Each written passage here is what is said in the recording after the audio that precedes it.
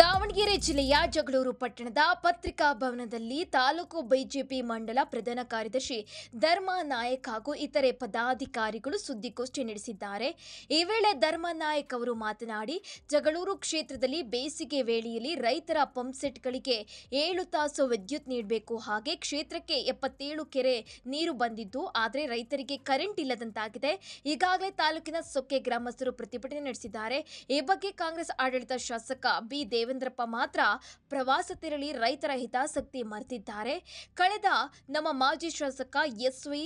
ರಾಮಚಂದ್ರಪ್ಪರವರ ಅವಧಿಯಲ್ಲಿ ಕ್ಷೇತ್ರಕ್ಕೆ 4 ಸಬ್ ಸ್ಟೇಷನ್ ಮಂಜೂರಾಗಿದ್ದು, ಆದರೆ ಅವು ಇದುವರೆಗೂ ಸ್ಥಾಪನೆಯಾಗದೆ ನೆನೆಗುದ್ದಿಗೆ ಬಿದ್ದಿವೆ.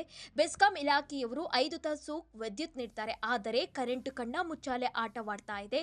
ರೈತರ ಬೆಳೆಗಳಿಗೆ ನೀರು ಬಿಡಲಾಗ್ತಾ ಇಲ್ಲ. 2.20 kV ಸಬ್ ಸ್ಟೇಷನ್ ಪ್ರಾರಂಭ ಮಾಡಿ ಎಂದು ಬಿಜೆಪಿ ಕಾರ್ಯಕಾರಿ ಸಮಿತಿ ಪದಾಧಿಕಾರಿಗಳು ಒತ್ತಾಯಿಸಿದ್ದಾರೆ.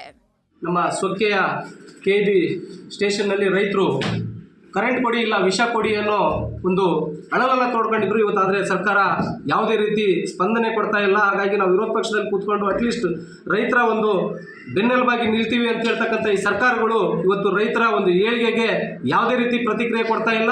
ರೈತರಿಗೆ ಒಂದು ಮರಣ ಶಾಸನವನ್ನು ಕೊಡ್ತಕ್ಕಂಥ ಒಂದು ಯೋಚನೆ ಈ ಸರ್ಕಾರಗಳು ಮಾಡ್ತಾ ಇದೆ.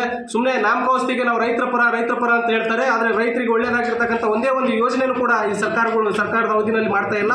ಕಾಂಗ್ರೆಸ್ ಸರ್ಕಾರ ಇರೋದೇ ರೈತ ವಿರೋಧಿ ಸರ್ಕಾರ.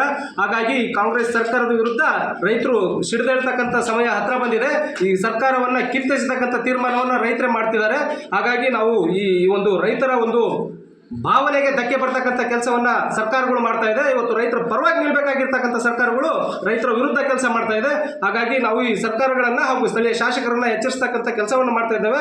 ಮುಂದಿನ ದಿನಗಳಲ್ಲಿ ರೈತರಿಗಾಗಿರ್ಬೋದು, ಶೋಷಿತರಿಗಾಗಿರ್ಬೋದು, ದಲಿತರಿಗಾಗಿರ್ಬೋದು, ಅಥವಾ ಯಾವುದೇ ಕೂಲಿ ಕಾರ್ಮಿಕ ಶ್ರಮಿಕರಿಗಾಗಿರ್ಬೋದು, ಈ ಸರ್ಕಾರಗಳು ತೊಂದರೆ ಕೊಟ್ಟರೆ ಭಾರತೀಯ ಜನತಾ ಪಾರ್ಟಿ ಸಹಿಸೋದಿಲ್ಲ. ನಾವು ಉಗ್ರವಾಗಿರ್ತಕ್ಕಂಥ ಹೋರಾಟವನ್ನು ಮಾಡಿ ಈ ಸರ್ಕಾರಕ್ಕೆ ಹಾಗೂ ಈ ಸ್ಥಳೀಯ ಶಾಸಕರಿಗೆ ಎಚ್ಚರಿಸತಕ್ಕಂಥ ಕೆಲಸವನ್ನು ಮಾಡ್ತೇವೆ. ಇವತ್ತು ಕರೆಂಟ್ ಕೊಡಿ ಇಲ್ಲಾಂದರೆ ವಿಷ ಕೊಡಿ ಅಂತೇಳಿ ನಿನ್ನೆ ಸೊಕ್ಕೆ ಬೆಸ್ಕಾಂ ಹತ್ರ ರೈತರು ಹೋರಾಟ ಮಾಡಿದರು. ಇವತ್ತು ಕಾಡು ಪ್ರಾಣಿಗಳ ಹಾವಳಿನೂ ಜಾಸ್ತಿ ಆಗ್ತಿದೆ. ಕಾಡು ಪ್ರಾಣಿಗಳ ಹಾವಳಿಯ ನೈಟ್ ಬರೋಂಥ ಕರೆಂಟು ಬೆಳಿಗ್ಗೆ 3 ತಾಸು, ಬೆಳಿಗ್ಗೆ 4 ತಾಸು, ನೈಟ್ 3 ತಾಸು ಇತ್ತು. ಅದ್ರಾಗ 2 ತಾಸು ಕುಂಟಿ ತಗೊಂಡು ಬರೀ 5 ತಾಸು ಕೊಡ್ತಿದ್ದಾರೆ. 5 ತಾಸು ಯಾವುದಕ್ಕೂ ಆಗಲ್ಲ. ಬರೀ ಬೆಳೆದಂಥ ಬೆಳೆಗೆ ಬೆಲೆನೂ ಸಿಗ್ತಾ ಇಲ್ಲ. ರೈತರ ಜೀವನ ಬೀದಿಗೆ ಬರೋಂಥ ಸ್ಥಿತಿಯಲ್ಲಿದೆ. ಏನು ಇವರು ಗ್ಯಾರಂಟಿಗಳು ಕೊಡ್ಕೊಂತ ಇದ್ದು ರೈತರನ್ನ ಬೀದಿಗೆ ತಂದಿದ್ದಾರೆ. ಈಗ ಒಂದು ಏನಾಗಿದೆ ಅಂದರೆ ಕರೆಂಟ್ ಫ್ರೀ ಕೊಡ್ತಾರೆ. ಫ್ರೀ ಕೊಟ್ಬಿಟ್ಟು ಮನೆಗಳಿಗೆ ಫ್ರೀ ಆಗಿದೆ. ಕಮರ್ಷಿಯಲ್ಗೆ ಮತ್ತು ರೈತರಿಗೆ ಎಲ್ಲ ತೆಗೆದು ಜೀವನ ಬೀದಿಗೆ ಬರೋಂಥ ಸ್ಥಿತಿಯಲ್ಲಿ ಇವತ್ತು ಸರ್ಕಾರ ಬಂದಿದೆ. ಹಾಗಾಗಿ ಈಗ ಸ್ಥಳೀಯ ಸರ್ಕಾರ ಈಗ ಇಲ್ಲಿರ್ತಕ್ಕಂಥವರು ಬೆಸ್ಕಾಂನವ್ರಿಗೆ ಏನೋ